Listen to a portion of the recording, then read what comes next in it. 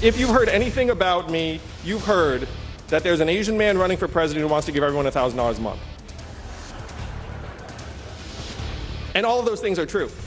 We will take this case all the way to the White House and win, because the opposite of Donald Trump is an Asian man who likes math. All right, in a crowded field of 2020 Democratic candidates, Andrew Yang is standing out. The former tech executive wants to give every American over 18 a universal basic income of $1,000 per month. Why? Well, let's ask him. Andrew Yang, Democratic candidate for president, joins me now. Thank you very much for being with us. Universal basic income, $1,000 a month for everyone, including, say, Allison Camerata? Yes, that's exactly right. And we need to make this move because we're in the midst of the greatest economic and technological transformation in the history of our country. The reason why Donald Trump's our president today is that we automated away 4 million manufacturing jobs in Michigan, Ohio, Pennsylvania, Wisconsin. And my friends in Silicon Valley know full well that we're about to do the same thing to millions of retail workers, call center workers, fast food workers, truck drivers, and on through the economy. Not to shorthand it, but there are people who joke that this is the robot apocalypse that's coming. You look at automation as a threat to the fabric of the nation, yes? Yeah, very much so. And you can look around our main streets. 30% of malls and stores are closing in the next 4 years because Amazon is soaking up another $20 billion in commerce every year. So you don't think of that as robots, because robots don't just walk into the main street and sit behind the counter. But if you go to an Amazon fulfillment center, you'll see it's wall-to-wall robots. So this is all real. It's not science fiction. Is Amazon the enemy?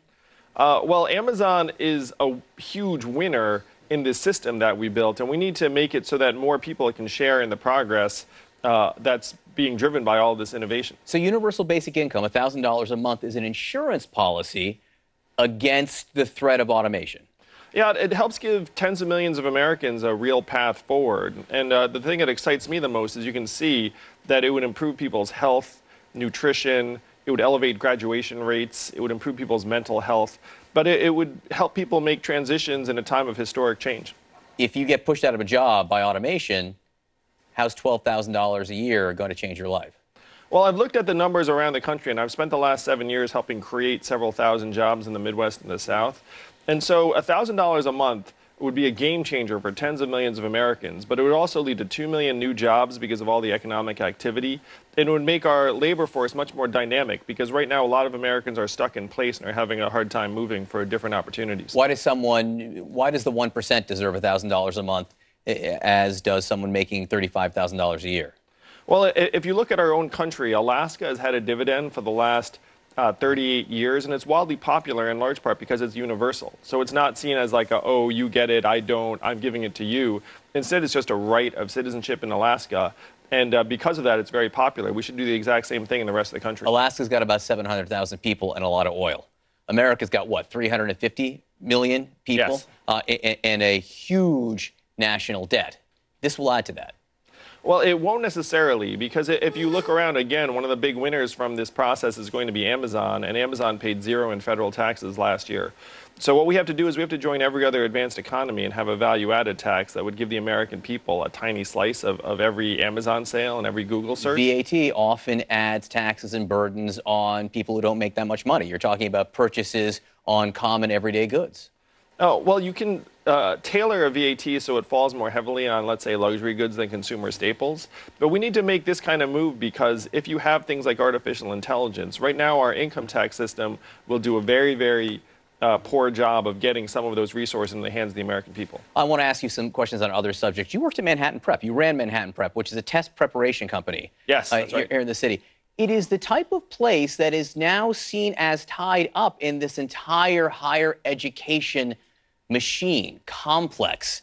How do you see the college admissions scandal recently, and what's a way to solve it?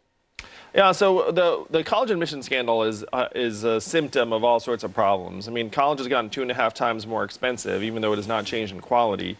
And the admissions rates have plummeted because of the competitiveness to get in. The automation of getting in. The common application is this form of automation. Yeah, that's one reason. But a lot of it is that people are incredibly stressed out about their children's futures. And so they think if their kid doesn't get into a certain school, it's going to be the end of the world.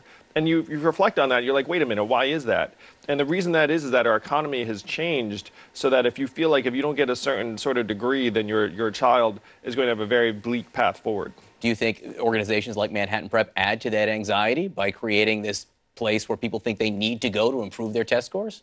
Well, what I did after Manhattan Prep was acquired is I went and started an organization, Venture for America, that helped train hundreds of entrepreneurs around the country because, in part, of what you're describing, which is we need to create a more diverse set of paths for our young people so they don't think they can only do one of a few things in a few places. The president is having all kinds of issues on the border. He wants to alter, if not end, much of the asylum process. How would you solve what's going on at the border right now with more and more families coming over with more and more kids? How would you get them or process them more efficiently? Yeah, so I'm the son of immigrants. I feel very, very strongly that this country has an important role to play. But we need to both secure the border and do a much more efficient job of helping process people who are applying for asylum under our processes. How? Because right now there's like a multi-month wait process. How? A lot of it is putting more resources to work and also giving people more authority on the ground, because right now a lot of people's hands are tied with bureaucracy. Not judges, people who aren't judges, you want to give them more authority? Well, to me it's unacceptable that you have, in some cases, like an 8 or 10 or 12-month waiting period. So it could be that we need more judges. All right, you say you have qualified for the Democratic debates in June and July because by your accounting, you've got the fundraising and the money from the number of people And the polling. And the polling. When you are standing on that stage with the other Democratic candidates, what is going to distinguish you? Why should Democratic voters pick you instead of the other Democratic candidates? Well, I believe I have the right vision for the country to help create a path forward for tens of millions of American families who right now are being sidelined and swept aside by all these economic changes. And unfortunately, most political leaders do not want to confront the magnitude of this fourth industrial revolution that we're in the midst of. Now, because of my work in technology and business over the last number of years, I can see it plain as day, and I can see what we need to do to move our country forward. Andrew Yang, I have to say, I got a million more questions for you. There are some fascinating issues among certain groups of surprising people who are supporting you, but the good news is that CNN viewers will get to see a lot more of you coming up shortly. So, Andrew Yang, thank you very much for being with us. Oh, thank you. It's a pleasure. And this coming Sunday, CNN will host a town hall with Andrew Yang.